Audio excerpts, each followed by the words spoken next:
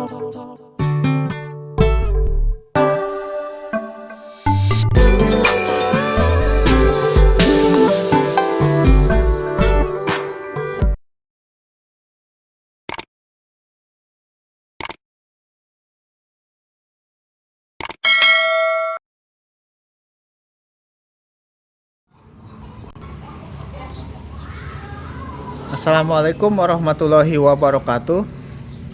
Salam sejahtera bagi kita semua, dan semoga apa yang kita cita-citakan segera terkabul, amin. Bismillahirrahmanirrahim. Hari ini kita akan bagaimana sih cara memilih mobil bekas yang baik dan masih bagus ya. Tapi ini untuk memilih apa ya, dari bukan pedagang ya, tapi dari perorangan, atau Anda kenal langsung ingin membelinya tapi bingung mencari memilih seperti apa yang harus dilakukan untuk memeriksa mobil itu masih bagus atau sudah jelek ya.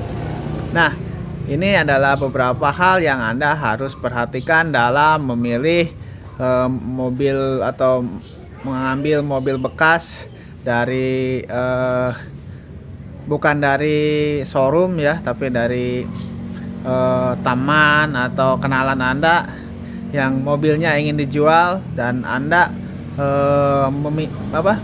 minat dengan mobil tersebut. Nah, bagaimana caranya? Yuk kita lihat satu-satu apa yang harus kita periksa. Yuk. Nah, untuk memilih mobil yang bekas dari saudara atau kenalan Anda atau sahabat Anda, cara memeriksanya adalah bagaimana agar posisinya kita dapat mobil yang bagus. Anda pas ngambil itu tidak nyesel. Karena kenapa?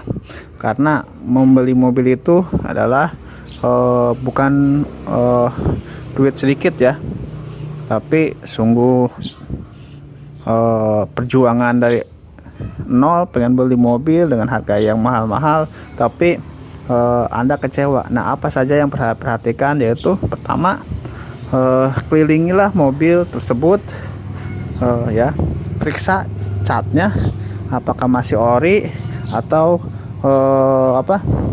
udah cat ulang, sambil diketuk-ketuk ya. Apa sih fungsinya ini? Fungsi ketuk-ketuk ini adalah memeriksa dari dempulan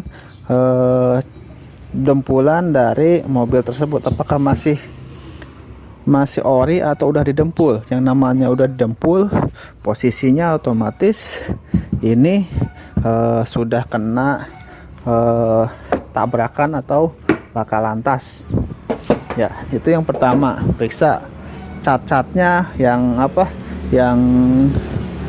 goresan-goresannya itu bisa jadi sebagai alat Anda untuk menawar dari harga yang lebih rendah lagi. Itu yang pertama.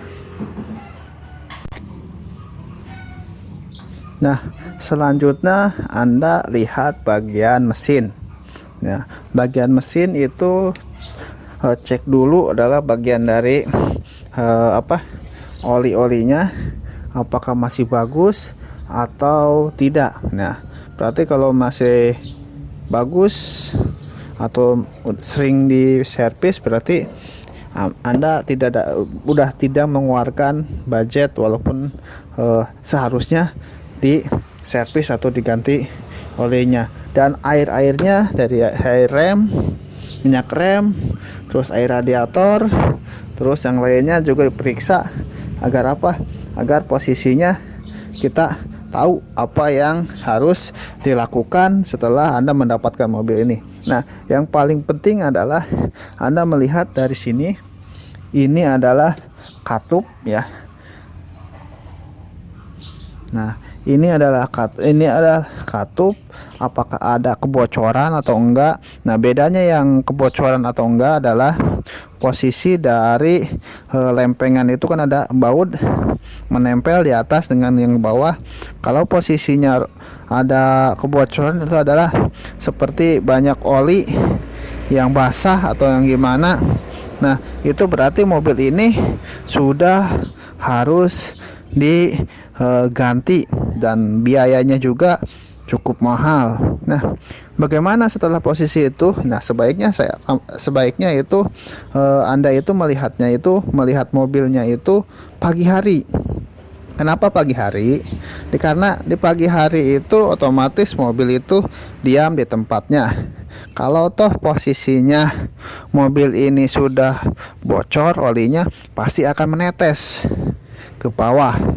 Nah, mobil itu kan kalau pagi nggak mungkin digeser-geser sepagi mungkin ya.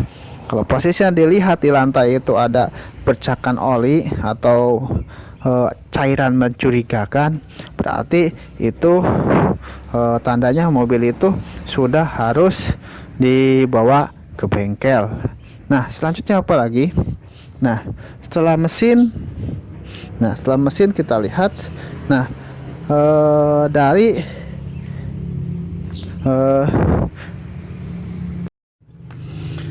nah, kita beralih kepada kaki-kaki ya.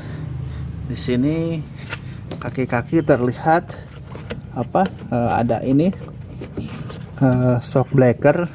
Shock breaker ini bisa dilihat kalau misalkan ada oli yang rembesan oli, berarti ini shock breaker harus diganti dan juga Anda harus mengeluarkan uang yang cukup gede juga ya. Soalnya lumayan juga ini harganya shock breaker.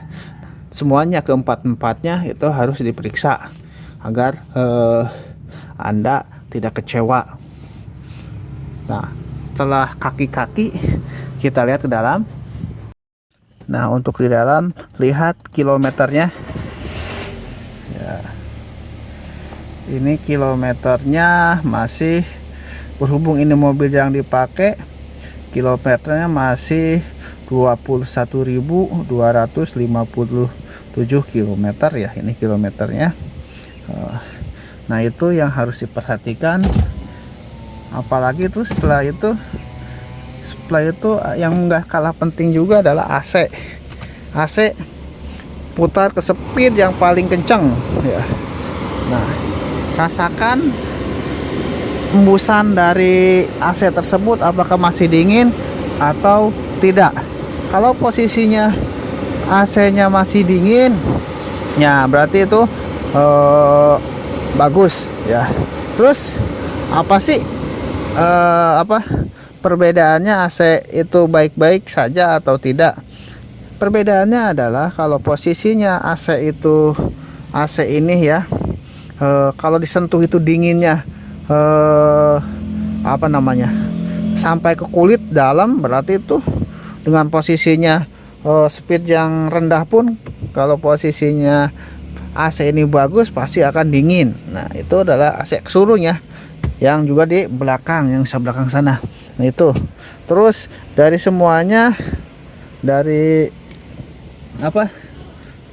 periksa dari tombol-tombolnya. Contohnya misalkan kaca, semuanya ya, apakah masih berfungsi atau tidak. Dari tombol-tombol semua yang ada di dalam mobil itu semuanya difungsikan, apakah masih berfungsi atau tidak. Nah, kalau posisinya tidak berfungsi atau rusak, itu bisa menjadi senjata Anda untuk menawar mobil tersebut.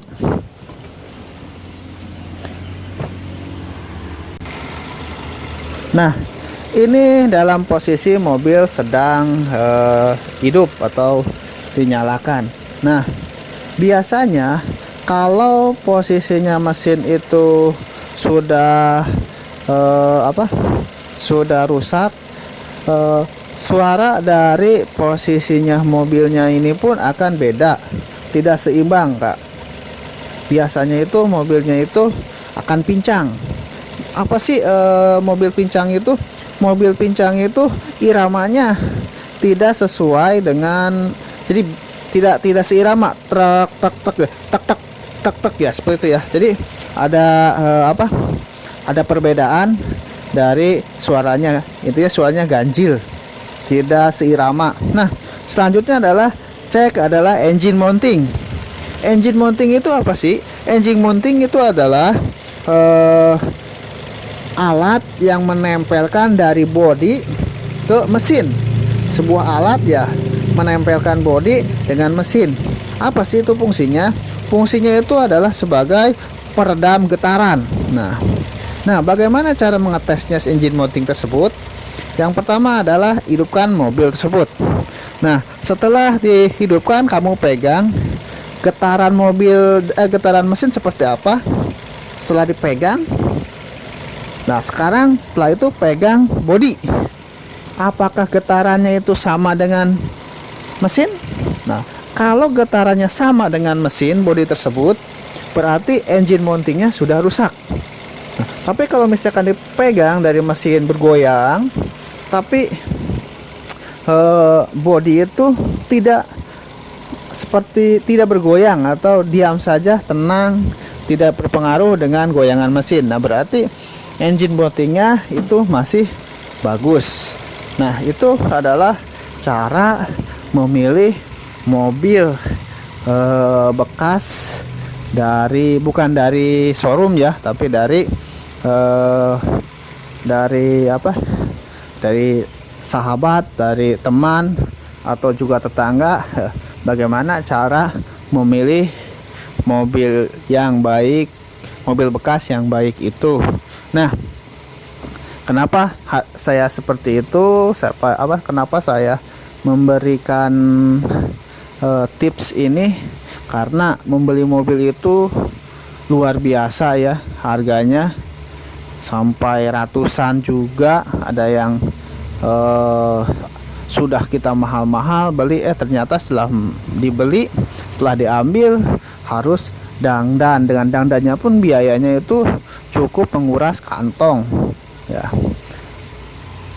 Rusak. Nah, ini selintas kalau misalkan dipraktekkan, insya Allah Anda tidak akan kecewa dalam memilih mobil. Dan bila menemukan hal yang janggal, itu bisa membuat senjata bagi Anda untuk menawar mobil yang Anda ingin pinang tersebut. Ya, sekian dari saya. Semoga bermanfaat tip ini. Akhir kata dari saya, assalamualaikum warahmatullahi wabarakatuh. Dadah.